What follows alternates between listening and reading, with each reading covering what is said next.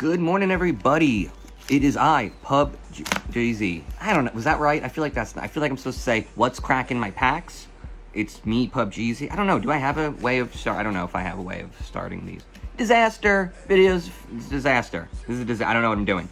Jumpstart 2022 packs.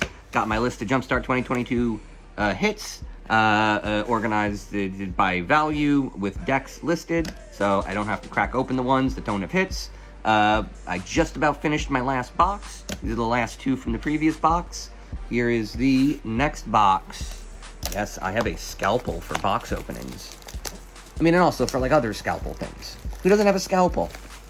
Are you guys not removing bullets from your shoulder on a regular basis?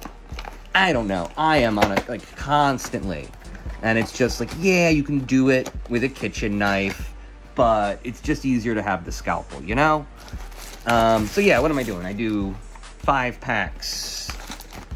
Right, that's my thing. I do 5. I drink some coffee. And then I complain. No, wait, then I open the packs, then I complain. So I think I'm gonna stop doing it on an episode by episode basis. So normally the total in the corner says 0 at start, but I'm just gonna keep rolling over the total. I believe right now the current total is 2622 in the red. So let me throw that number up over there. And as I open packs, we'll just update that number. So there's really only reason to be there's only one number for these videos, and it will be the cost of the packs I've opened minus the money I've actually made from sales. I almost think that like there might be some cards I'm willing to say I've achieved value without selling. Like if I've already sold one the previous week, I'm pretty sure I can get about the same amount, so I don't actually need to test that market data as much. But I don't know. As of right now, it's just what I'm actually selling. So let's go through it. 2622 minus another 299. We got Schmersmoke, aka Merfolk. I don't think this is a hit. They've really been trying to push Merfolk meta, and I just don't think it worked. I don't know why. It feels like there's just something lacking in it. There are some really good Merfolk within the last couple of years. It just doesn't quite seem to be enough when you're going up against tribes like Goblin and Elf. They're just so powerful, and there's so much synergy that Merfolk just can't do it. Scrying, by the way, a total dub. I do not believe this is anything. Right? This is nothing. There's nothing here. This is a bad one. I'm not doing good. I'm doing ungood. One might even say, the doing I am is bad. This is bad doing. And, let's go with this one. This one's going to be a Shapeshifters or Go to School. Come on, Ristic. Zombies. Does zombies even have anything? Oh, zombies is another good meta. Another good tribe that makes Merfolks look kind of bad. No zombies. Man, I'm biffing it. This is a biff. I biffed it. Let's just see. This is the one. This is it. This is the one that's good. Spicy. That's not even a thing. I don't like any of this. This is offensive to me. Everything about this is bad. Only a bad person would have designed this art and named this thing Spicy. Feels like this one was made by a spreadsheet and a marketing intern, and it's gross. I'm offended. Offense taken. And we got more of it.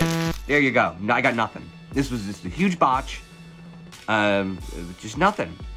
I don't know how to, like, what am I doing here? Okay, fine. I'm gonna do some more. Just gonna do one more. No, I'm not. No, I'm gonna stick to my plan, right? I said 5 packs per video, and then complaining. Maybe more coffee. But mostly complaining. So there we go. Yeah, this really didn't work out well. What's the state of Magic right now? The most recent set came out. It's been a huge failure. No one likes it. We keep seeing this thing of a set having some value for an amount of time around the release date. Now, there's a pre-release period where only the biggest retailers in the world really have access to enough product at the right price point to have cracked stuff and then sell singles in the pre-release period. So it's, you know, Card Kingdom, you know, the biggest guys out there are doing this.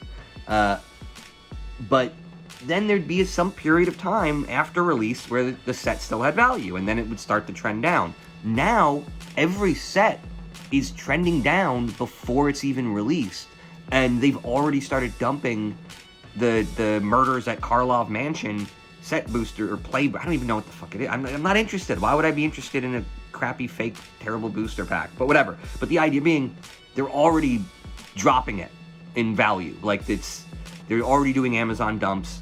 The set had no honeymoon period, right? That period of time where you could buy a box, open some packs, get something to play with, and maybe get a couple bucks back by selling singles. That period of time ended a week before the set was even out.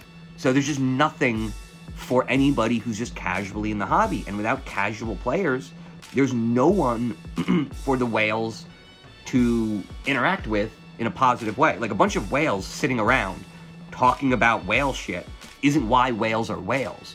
Whales become whales so that they can kind of be ahead of the game, so that they can be power users relative to the casuals. If there are no casuals, then there can't really be a whale. It's just what the game is. And so they've kind of chased most of the gamers out.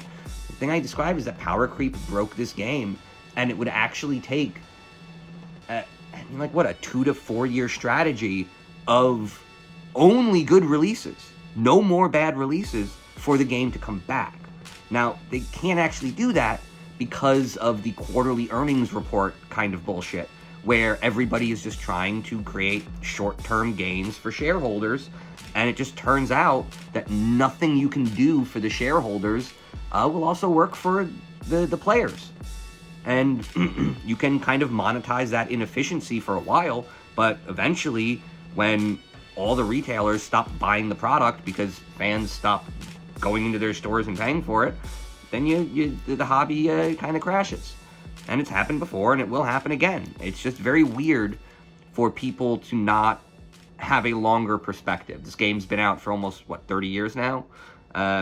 You should have a 30-year perspective. Your market data should account for the beginning of the game till now. And if your market data and your theory and your, your worldview on Magic values started in 2019 and then goes till now, then you don't really understand it.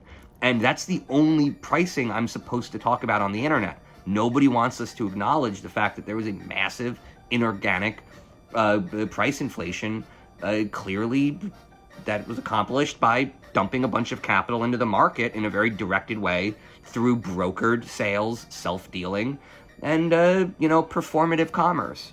And that the cards just aren't worth the number. So, whatever. The game's the game. I messed up. All of these packs are trash. Still love the game. Still can't wait to play this. And I will be playing some more soon. We'll do some play videos where I do tests of different 60-card decks based on, by just combining 3 of the same colored decks together. I want to, pick stuff that, reinforces. There's I feel like these probably work well together, Morbid and Zombies. I'm assuming there's a decent number of Undead and Zombies in here. They're going to be triggers on this that are triggered by this and vice versa, right? So I'm going to try to build monocolored 60-card decks that have a very focused win condition and that have a lot of synergies. And then I'm going to dick around with those, see which ones work. I am probably going to do a couple more pack break videos before I get to that, but we'll get there. Good night and good packs.